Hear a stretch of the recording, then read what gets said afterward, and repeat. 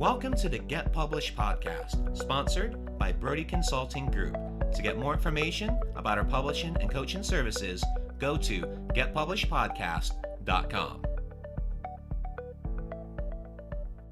Hello, I am Paul Brodie, and thank you for joining us for another episode of the Get Published podcast, where we help authors get published with a proven system that works. Today, we're being joined by Taylor Bayouth, author of How to Steal the Mona Lisa. Taylor, welcome to the show. Hey, thanks for having me. Are you ready to get started? Oh, yeah. All right, let's dig in. Question number 1. What is the one piece of advice that you would give to a first-time author who is currently writing their book? Yeah, it's the age-old question. Here's the thing. A lot of people want to strive for perfection, and I actually think that's problematic for a number of reasons. But, when you're doing your first draft, at least in my case, it was really important to me to finish. And it's really hard to finish when you are, looking at all the details and trying to, write the next American novel, right? It's really difficult when you're focused so much on the literati and not really on completing the project. In my experience, writing is a very iterative process. So I think it's totally fine to just move fast in your first draft, get through it, and then iterate. And often you don't actually need to do any of the iteration. Most of the time, what you have as a first draft is totally fine to couple with the query letter and find an agent and get some interest. And then at that point, that's when you start digging in with the publisher into the details and all that. So yeah, my advice would be, don't get hung up on the details and making the sound, making the voice sound perfect, right? It's really just about content and getting the project finished. Absolutely. Done is better than perfect. Yeah. Well, what do you feel is the hardest part about getting published? Well, it's a really tough question. I mean, if I'm being really honest, getting published is, there's a lot of luck there. And, people don't like to hear that. People want, they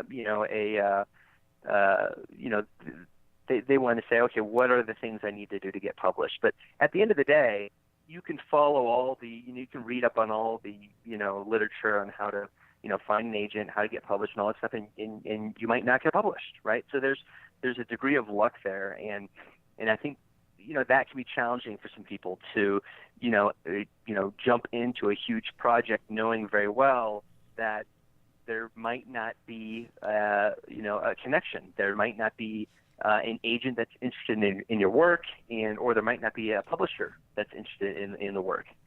So I think that at least for me, that was really challenging. It's like, okay, I'm gonna enter into this 3-year project here, and I really have no idea if this is going to get published or not. So that was a big challenge. And I know I kind of sidestepped that question a little bit. I mean, I can give you an answer like, well, the hardest part of getting published is finding an agent, right? And that's true. It's very difficult to find representation. But for me, it was just getting in my head and kind of spiraling and worrying about, well, will this work? Will I be able to actually finish this? Will I be able to get it published? And that actually stymied the actual writing. So yeah, I don't mean to sidestep the question. I mean, like I said, the other answer is, is that it's a lot of work, right? I mean, you have to do a lot of due diligence, and a lot of people think that once they finish the draft, that the bulkhead of the work is done, but it's quite the opposite. Once you finish the draft, you have all the work in front of you, really. So it's challenging, in a lot of different respects. Well, and with your book, you went through a traditional publisher, is that correct? Yeah, I did. And yeah, to give you kind of an example of what I'm I'm trying to talk about here is, when I finished the book and I wrote it on spec, when I finished it, I basically created an Excel sheet, and in that Excel sheet, I put every literary agent that I felt would be good for this book in that document. And I forget the exact number, but it was literally hundreds of contacts. And then it was the grueling process of just going through every single one and emailing them, calling them, and then having a system for for no responses, right? So like, it's not just about blasting it out and like spray and pray, right? It's really about following up and being a salesperson, and that is really tricky. I mean, it takes a lot of work, but you just got to do the work. There's no way around it. And how was your follow-up sequence? How did you develop that? Well, I mean, I didn't really develop it so much as it seemed obvious to me that that it was really more about quantity over quality. I do know people that go out and they reach out to 3 or 5 people that they think are perfect for this project. But that's where the luck thing comes into play, right? Because those 3 people could be on vacation, or they might just not be interested, or they might not get the book, or whatever. And then what? Then you're done. So it made sense to me, at the start, to basically reach out to as many people as possible and get as many conversations going as I could, and hopefully, I could play the odds and land someone. So, and I kind of just said this a minute ago, it's really not about getting published so much, or at least not for me, as it was to just finding an agent. I mean, once you find a good agent, getting published, for me, actually, and really, I think for everyone, is a lot easier, because the agent then is responsible for reaching out to the publishers, not you. Absolutely. Yeah, you have a great plan. That's why I wanted to ask you about your sequence. Like, how many times were you following up with the people that you were really interested in targeting? Yeah. So I actually put together a comprehensive, pipeline for all the, let's just say 200, or so agents that I reached out to, and that involved sending the first chapter of the book, writing a really kick-ass query letter, and then following that up with a phone call, and then waiting a week, and if I haven't heard anything back, do it again and send it again. And I just kept doing that. I got really lucky in that I actually got some interest from a few people at the start, so I didn't really have to, I wasn't in that loop for too long. But yeah, that was the method. It was basically just transitioning from the writing piece to the sales piece, which is really difficult to do because they're completely different things. Yeah, absolutely. That's why I was asking you a little bit about your sequence. So you created a follow-up sequence, you were sending the first chapter of your book, and then you're probably following up with them within a couple of weeks in case you didn't hear back from them. Definitely, yeah. I mean, you just have to be a squeaky wheel. And I think some people struggle with this. They don't want to bug people. They don't want to, put anyone off. I think any author needs to just rid themselves of that. I think authors should be, should be loud and persistent and annoying. Well, and you bring up a great point, because there is a really big sales piece in regards to getting your book out there, because there's a big difference between having this as a hobby and having this as a career. And for those that run the book like a business, that aren't afraid to get out there and put your name out, those are the ones that are able to make it successful as a business, versus some people that might not be as comfortable with that, and it might be more on the hobby side. Yes. And I'll add something to that.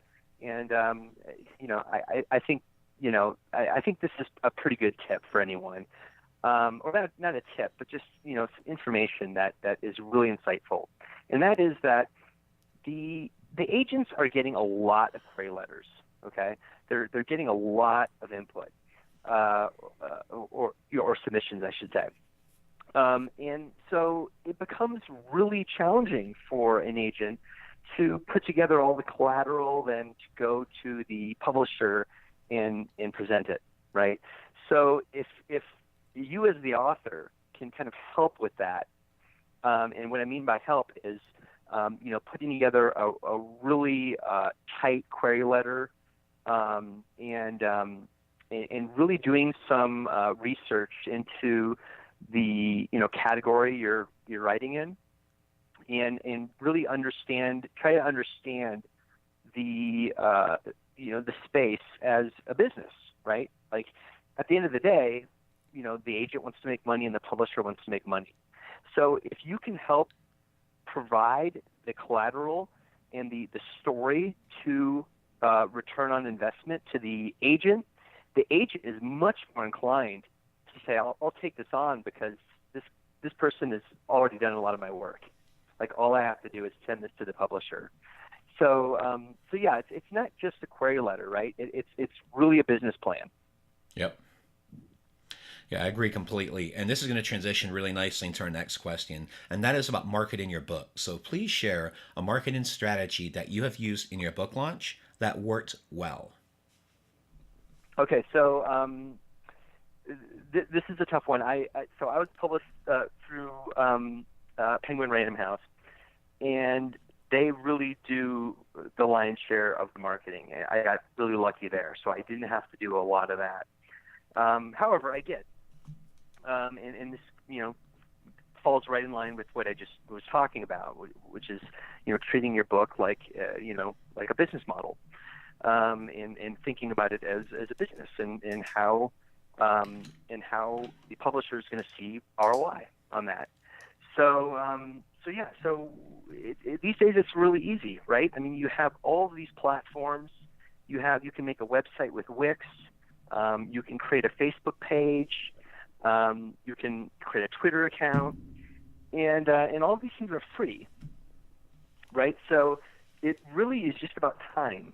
And what I did, and I can't say I had a ton of effect because I had Penguin really doing everything in terms of marketing, but I had a website, I had a Twitter account, I had a Facebook page, and furthermore I was posting to those pages on a regular basis, just trying to not necessarily build an audience because that can be challenging, but really create the kind of perception that the project is bigger than it really is, right?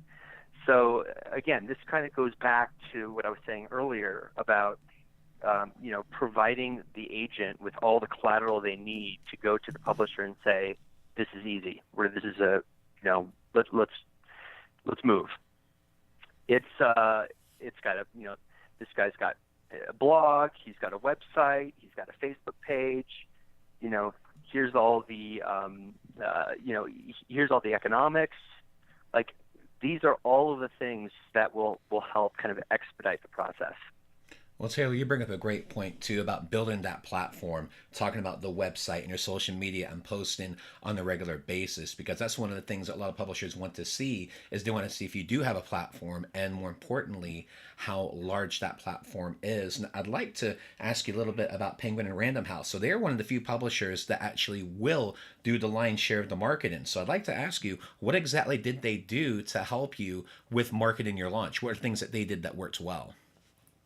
Yeah, great question. So I basically went on a radio tour and probably did 100 different interviews on various radio stations. It was huge. They did press releases, but the thing that really worked was Penguin posting to their Twitter account, and they have a huge following. If you land a publisher that's big, then all it really takes is a tweet, and you'll see traction right away. So again, this is something I kind of lucked into, but I hear this a lot about like the platform, right? And I think this really scares writers. Yeah, it's like, well, I don't have a platform. I've got family and friends. I'm a first-time author. So, I would encourage people not to get too, worried about that. You don't need to have a huge audience to sell a book. You just don't. And a lot of the time, it's really just perception. It's really just, does this person have all the tools in place to support an audience should they come? Yeah, absolutely. So with Penguin, they actually created a radio tour for you where you actually had interviews, I'm assuming across the nation or across the world. How was that done? Because obviously these are mostly like radio interviews or Skype type of interviews, correct? Mm-hmm. Yeah. So the radio interviews, well, to be very specific, this book, there's a bit of a wink, and although I took it very seriously, and it is indeed a comprehensive guide to stealing, precious artwork, there is a bit of a nod there, and it's funny, and it's interesting, and people want to talk about it. So, that kind of it lend itself to doing these interviews. A lot of people wanted to talk to me. It was all national. Although the book is published in 3 different languages, it was all national, and basically I just did the circuit and had a lot of conversations with these, morning show kind of hosts, and that was great. But one of the really cool things that came out of this is that every time something gets stolen, I get a phone call now. So you're the authority. So. Yeah, now I'm the authority on stealing, precious art and artifacts. So yeah, it's had a kind of a lasting effect, which has been nice. Well, I'll say next time the Thomas Crown Affair comes out in a new movie, they'll be calling you. Yeah. So, what languages was your book published in? Spanish and Japanese. Really random. Cool. I was curious about that when you mentioned it was published in 3 languages. Now, was this done at the start, or was this done after your book built traction over time? It was basically right off the bat. The content. The book takes place in many countries, so the publisher immediately said, "Okay, we need to basically, translate this book, and it needs to be in other countries as well, because you're talking so much about about Italy and Egypt and all these other places." So I hope that we will do more of those, but it really didn't happen after traction. It happened right out the gate. So we almost released the 3 kind of versions, I think within 6 weeks of each other, or something like that, like right out the gate. Cool. Yeah, that's a rare thing. Usually when it's published in different languages, it's usually after it's been out. But that's great that they identified that early, and that's so cool that came out when your book was launching. That's very unique. Yeah. I mean, in any other case, it would be the traction that would beget the the translation. But in this case, they were like, "No, we actually think that it kind of just fits in with the theme of the book to have it in other languages." So this is an ongoing process. We're actually working on a few other languages right now as well. So besides the national radio tour that you did, were you also doing anything in regards to being on different blogs or different podcasts or anything like that? Yeah, I mean, I didn't do any blog. Well, I mean, there were some blogs that I had no control over. People just reviewing the book, but yeah, I did a lot of podcasts and a lot of radio, and you really need you really need a PR person to do that, and that does cost money, whereas the platforms I talked about earlier are free. And again, this is something I lucked into, right? Penguin just provided me with that person, and they had all the relationships with the with the stations, and basically, for 3 months, I, probably did 100 different interviews. Well, and I'm going to plug Penguin right now, because for those that are wanting to go traditional publishing, if you can get a gig with Penguin, I would totally do it, just because of all the value that they provide with the marketing, because that's a lot of great resources that they provided to you. Yeah, I mean, here's the thing. It's hard to pick your publisher. Yes. Yes, it I is. mean, at the end of the day, they're gonna pick you. I mean, it'd be great if you could say, I'm gonna pick Penguin. So this really fell in my lap. And I can't say it enough, and I'll just kind of underscore this again. If there if you can make the case for for ROI, then you should have no problem finding a publisher. It's really about that. A lot of people get caught up in, oh well, this is my idea, Mm-hmm. and and I think the writing is so beautiful and elegant, and no one's ever done this before. But you really have to step out of that, I think, a little bit, and get in the shoes of the publisher and think, okay, well, what does the publisher want, right? They want to make money. Yep. So, for instance, one example, I basically wrote this book for Urban Outfitters. That was the goal initially. Urban Outfitters published a book about 20 years ago called The Worst Case Scenario Survivor's Guide. Have you heard of that book? I have. And it's been through many volumes and a huge success. And it really, it was really Urban Outfitters that, that saw that, the brilliance in that book, and took it on as a project. So, I was thinking, okay, well, I really approached this, even from the very beginning, from a business perspective, right? So I said, this is a really interesting idea. You write a funny book, but you take it so seriously that it's almost dry, and people almost question, is this real? Like this is, can I really jump from a motorcycle to a moving train? And and the answer is yes. And they walk you through it beat by beat, right? And so that was really, the catalyst for the project. I was like, how can I apply that to something else? And then I said, oh, well, what if I built a book that was basically a comprehensive guide to thievery? And I took it very seriously, and the humor was very dry. Mm-hmm. And that in itself would be something that maybe Urban Outfitters would be interested in. And it turns out that Urban Outfitters hated it. But that's fine. I mean, that it actually wound up better. I mean, I got into Penguin, and they saw it, and they grabbed it. It was literally a 2-week after I got the agent, which took about a month. Within 2 weeks, we had an offer. Yeah, and that's why I mentioned if anyone's ever wanted to go the traditional route, I mean, I would definitely recommend at minimum applying to Penguin. Obviously, it's going to be competition there, and the reason I share that is if I ever decided to go traditional down the line outside of my own company, then Penguin would be the ones that I would go with just because of all the marketing support that they do. And that's why I wanted to really take a deep dive into that when we were talking about the marketing side of it, because they're one of the few publishers that really offer that type of value. So I really appreciate you sharing all that information with us. Yeah, I mean they do. I have to say there are caveats, right? So the book deal that one will put together with Penguin is boilerplate, right?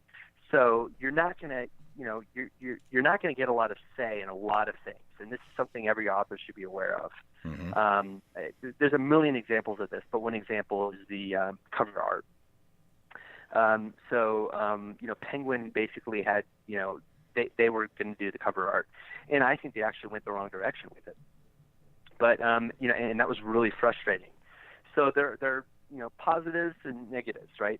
You do get the the power of Penguin, but at the end of the day, Penguin is Penguin, and they're gonna basically set the terms for the agreement, and you just kind of have to follow along with it, unless you're kind of a seasoned author and you have a little bit of clout, But if you're a first-time author, get ready, because a lot of this is your baby, and you're going to feel very close to it, and the publisher's going to get a hold of it, and they're going to change things.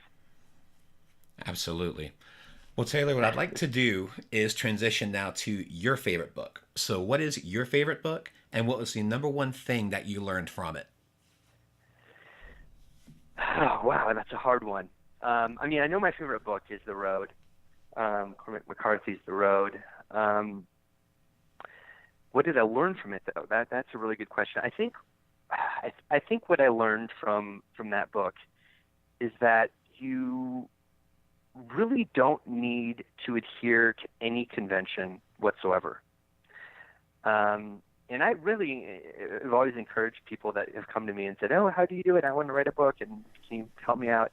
I've always encouraged people not to read all the literature online about, like, how to structure your book. There are a million different, modals, or whatever you want to call them, techniques to writing. And at the end of the day, you don't need to adhere to any of it. I mean, it's helpful for a beginner who's just starting to have some sort of paradigm that they can kind of work within. But I think whenever I read Cormac McCarthy, I realize that all that stuff is crap. And at the end of the day, what really matters is the story, the characters, the cadence, the pacing, that sort of thing. It really is not about, where to use it. Do I use a comma after and, or, do I quote my dialogue, or whatever it is. I mean, you can really break every single rule. As long as the book is good, it'll sell. And for a final question, what is your favorite quote and why? Okay. So you asked me this the other day, and I was trying to think, well, I should come up with a quote that's relevant here. Mm-hmm. But I'm not. I'm not going to do that. Because, well, A, it was too much work, and B, I've got a quote that I've always loved. And it's a quote by Carl Sagan, and he said, "If you want to bake an apple pie from scratch, you first have to invent the universe." And, maybe there is a touch point here with literature, or any project for that matter. You have to think about these projects in a holistic way. It's not just the book; it's everything. It's you, in your character, and it's all of the platforms that you've set up to kind of be very loud about your project. It's the outreach. It's everything we just talked about, right? It's not just the writing. And I think that's where a lot of people get slipped up. They write something that is genuinely brilliant, but they forget to do all the other things. So that's my favorite quote. I'm sorry that it's not super relevant, but I think it's a good one. No, I like it. That's a great quote. Well, Taylor, I want to thank you for being a guest on the show. What is the best way for people to find you online? TaylorBayouth.com. Probably the best way. And would you do me a favor? Would you spell that out real quick for our audience? Oh, of course. No one can spell my last name. That makes sense. Yeah. So, www.TaylorBayouth.com. Awesome. Well, Taylor, thank you again for being on the show. Really appreciate all your insight, and I wish you all the best in your author journey ahead. Likewise. Thank you for having me. Thanks again for joining us today. To learn more about how to get your book published with a proven system that works, grab a free copy of my book at getpublishedpodcast.com.